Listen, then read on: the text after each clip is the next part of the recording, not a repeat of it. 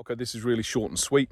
I was on a Facebook forum earlier on. I don't normally go on them because they're a life suck, but I went on a Facebook forum because it popped up on my newsfeed and somebody was showing pictures and asking questions that I thought deserved a reply or response.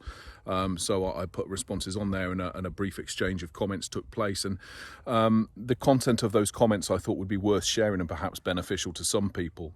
And the commenter, the person who was asking for advice or assistance, was talking about how their dog wears an electronic training collar for the majority of the day, from morning through till evening, which I and several other people said that, that shouldn't be happening. That's too long. And in a bid to understand why that's happening, I was asking what the remote collar is being used for.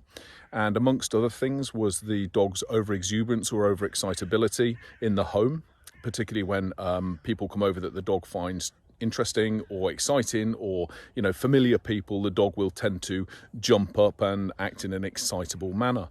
And so the remote collar is being used for that purpose. Now, the dog's been on a residential training program, and I think this is 4, 5, maybe 6 weeks following the residential training program, and the owner's still using the collar for these behaviours. And what they said was that if they show the dog the transmitter, the dog behaves, right? And I have to say this, if you have a dog that adjusts its behaviour simply on the visible presence of the transmitter, not using the transmitter, just its presence, just being able to see it, then you've got a problem. And the problem is in the training and the way that the training has been conducted, because the training has been conducted in such a manner that the dog has been able to, excuse me.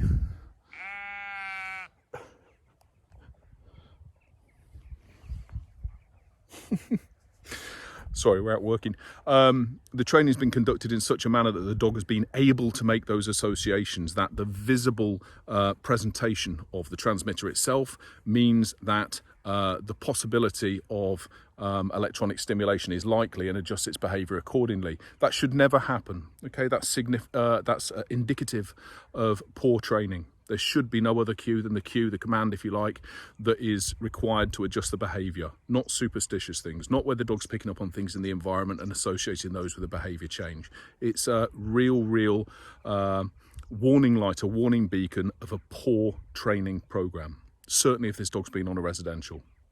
The other thing is that the owner was saying that the remote collar is being used to stop jumping up, that if the dog jumps, it's no jumping and buzz, or buzz, no jumping on the remote collar. And this was the main thing that I wanted to share with you, is what I said to the person is that is, if you want, or for want of a better phrase, arse about face. Because what the program or what the training style is looking at is correcting the dog for the things that the dog is doing wrong, rather than focusing on building the things that you want the dog to do instead, which you would consider to be right or preferable in the circumstances. So if you're constantly in a position where you're having to correct a dog on a remote collar, buzz a dog on a remote collar, punish the behaviour with the dog, through the use of a remote collar, whatever. If you're constantly having to do that, there's a flaw in the training program. But the problem is that because it will interrupt and deter and stop the behaviour, that reinforces the behaviour of the human being that is basically trying to control the behaviour of the dog. And it's important that people realise this. It's important that people realise that we are animals as susceptible to the laws of learning, or the principles of learning, if you like, as any other animal. So where we perceive success, where we perceive something to be intermittently worth it, we'll repeat it. And we may even try it harder. We may even come to defend it, and this would be a perfect example of that, where what the actual owner is trying to achieve, which is stopping the jumping, isn't happening. Instead, they're constantly preventing jumping or constantly interrupting jumping. But to their mind, that's stopping the jumping. But it isn't, because if it was, you wouldn't need to keep doing it. And what I said to the owner is, you need to focus on what do you want? What do you want the dog to do? Because not jumping is not a behaviour. What do you want the dog to do in place of jumping? And focus on building that. And I say this because if anybody is, particularly with a remote training collar, but it doesn't have to be with a remote training collar, but if you are working with a trainer and you're receiving guidance and the focus is on stopping, with the exemption of aversive conditioning, with the exemption of creating a negative association with a particular thing or context, right? For the purpose of improving the welfare of that animal, other animals, people, society associated with it.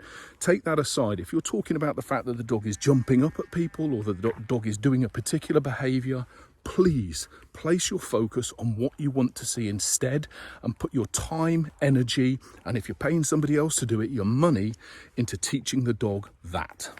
Thank you.